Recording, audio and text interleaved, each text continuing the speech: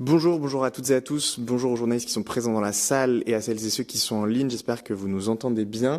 Bienvenue à cette conférence de presse de la députée française Emma Fourreau qui va vous présenter le contre-plan pour l'océan qu'elle a travaillé et qu'elle présente aujourd'hui et qui sera dévoilé au grand public samedi 17 à Marseille et qui est un contre-plan pour l'océan dans le cadre de l'année de la mer et en réponse au contre-plan océan qui a été dévoilé, qui va être dévoilé prochainement par la Commission européenne.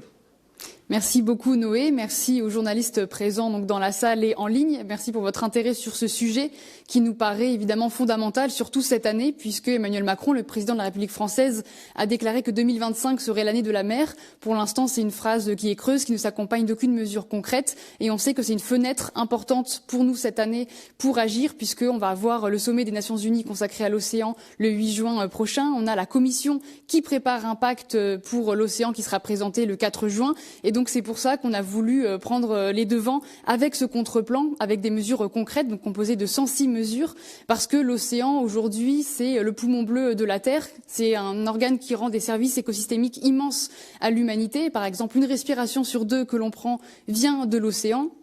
C'est un immense puits de carbone, c'est un important régulateur du climat et pour autant, il est quasiment absent de nos politiques. On parle souvent du poumon vert de la planète, de la forêt amazonienne et à juste titre, mais on parle très peu de l'océan, notamment parce qu'on a l'impression qu'il est absent de nos vies. Quand on vit loin de l'océan, on n'y pense pas, ou alors on y pense comme un garde-manger, comme une poubelle et absolument pas comme quelque chose d'essentiel à nos vies. Pourtant, c'est 3,5 milliards de personnes qui dépendent directement des ressources maritimes. C'est 50% de la population qui vit sur les côtes et donc c'est important de le protéger.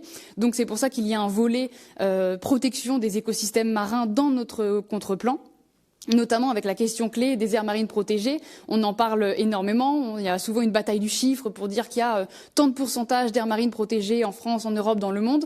Mais certes, il faut un nombre important d'aires marines protégées, mais il faut surtout s'intéresser à son niveau de protection. Parce qu'aujourd'hui, une aire marine protégée n'a absolument rien de protégé quand on peut y pratiquer les pires méthodes de pêche, notamment le chalutage de fond, ou quand on peut y avoir des activités extractives. Donc c'est aussi la question de la qualité de la protection. Il nous faut davantage de protection stricte et donc évidemment nous soutenons la proposition d'avoir 30% d'aires marines protégées d'ici 2030, dont 10% de protection stricte. Et c'est important d'insister sur le fait que protéger des espaces dans l'océan, c'est absolument pas des mesures punitives contre les pêcheurs et les pêcheuses, parce qu'on a conscience d'une chose, c'est que si on vide l'océan, eh bien ça tue en premier lieu le métier de la pêche. Si les poissons n'ont pas le temps de grandir, n'ont pas le temps de se reproduire, eh bien c'est la mort de la pêche qui est programmée et les pêcheurs en ont absolument conscience. Et c'est pour ça qu'il faut avoir une gestion en bonne intelligence avec tous les acteurs de la mer au niveau de ces aires marines protégées. À la fois donc décréter des aires marines protégées, mais aussi ensuite mettre les moyens avec des plans pour des plans de gestion et surtout avoir de la surveillance sur ces aires marines protégées parce que sinon c'est lettre morte. Donc il y a cet aspect-là, mais de manière générale en fait il faut évidemment agir sur les pires pratiques de pêche, interdire notamment les navires-usines parce qu'aujourd'hui la plupart des subventions vont à la pêche industrielle, mais qui ne génèrent que très peu d'emplois, qui génèrent énormément de pollution. Et donc nous on est pour soutenir évidemment la pêche artisanale parce que c'est eux qui font vivre les criers, les restaurants sur la côte, c'est eux qui respectent davantage les écosystèmes marins avec des méthodes de pêche à faible impact. Mais donc c'est eux qu'il faut soutenir et ce n'est pas le cas aujourd'hui. C'est pour ça que nous sommes pour la véritable application de l'article 17 de la politique commune de la pêche. Ce qui aujourd'hui n'est pas le cas puisque tous les quotas de pêche vont au plus gros et les petits pêcheurs n'ont absolument rien. Mais c'est aussi évidemment un volet social que nous mettons en avant. C'est pour ça aussi qu'on veut reconnaître l'océan comme bien commun de l'humanité parce qu'aujourd'hui il est accaparé par des intérêts privés, il est détruit alors qu'au contraire nous avons besoin de lui dans nos vies quotidiennes. On a notamment des peuples autochtones qui respectent l'océan, qui en dépendent mais dont les droits ne sont pas respectés et dont la voix ne sont jamais écoutées. Donc c'est important aussi de les remettre au cœur de la protection de l'océan parce qu'ils savent comment faire et donc il faudrait aussi qu'on soit appelé à un peu d'humilité quant à notre manière de relationner avec l'océan. Donc voilà, on a de nombreuses mesures qui évidemment sont à appliquer toutes ensemble. Il n'y a pas de hiérarchie à faire dans ces mesures-là. C'est une approche globale que nous voulons mettre en place. Ces 106 mesures, on aurait pu en avoir beaucoup plus, mais c'est déjà un bon début, une bonne feuille de route, on pense, pour pouvoir protéger l'océan. Donc voilà, je pense que je peux m'arrêter là et voir si vous avez des questions. Préciser peut-être que du coup le plan contre-plan sera disponible en ligne à partir de samedi, moment où il sera dévoilé au grand public et peut vous être envoyé aux journalistes d'ici là avec les 106 mesures. Est-ce qu'il y a des questions dans la salle ? Peut-être avec le micro, comme ça on vous entendra. Oui, bonjour, Lionel Changeur, journaliste pour l'Agence Europe. Je voulais vous demander comment est-ce que vous comptiez mettre en œuvre l'interdiction du chalutage en eau profonde, un sujet quand même controversé, et comment vous allez pousser ces idées au niveau du Parlement européen, donc de vos collègues des autres groupes politiques.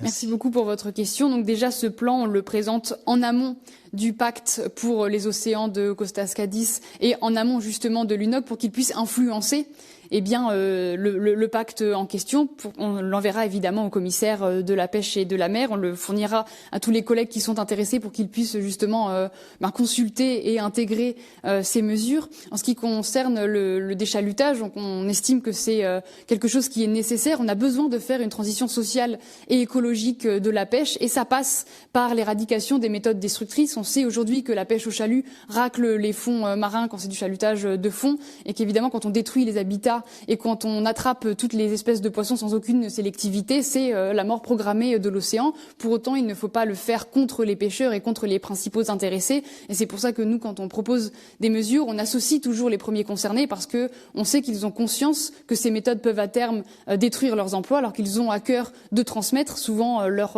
métier, notamment à leurs enfants. Et souvent, ce qu'on nous dit quand on discute avec les petits pêcheurs et les petites pêcheuses, c'est de nous dire qu'ils savent leur avenir condamné, qu'ils ne peuvent plus transmettre leur bateau à leurs enfants, que la profession n'attire plus parce qu'ils savent en fait qu'ils n'auront pas de quotas derrière, parce que tous les quotas vont au plus gros.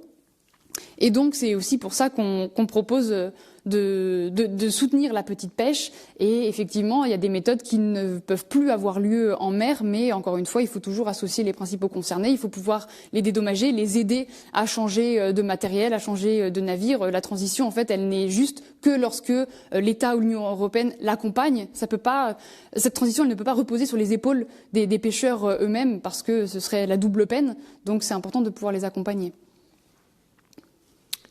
Est-ce qu'il y a d'autres questions dans la salle ou est-ce qu'il y a d'autres questions en ligne ?